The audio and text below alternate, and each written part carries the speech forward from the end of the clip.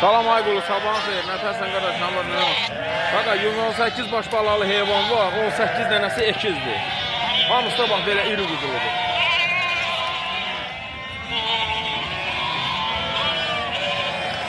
Buna bax, maşallah. Bu böyle baldır. Qoyundakı qoyun da. Kimə nə qədər lazım olsa, buyurub əlaqə saxlaya bilər səndən qardaş. Bir gün də mart ayının 10'u.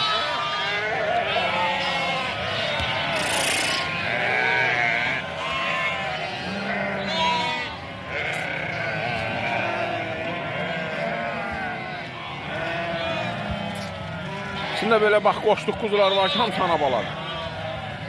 Görürsə.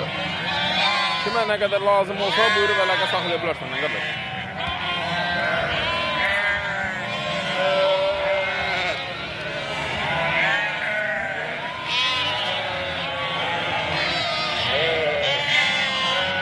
Bunlar hamısı kuzu görür.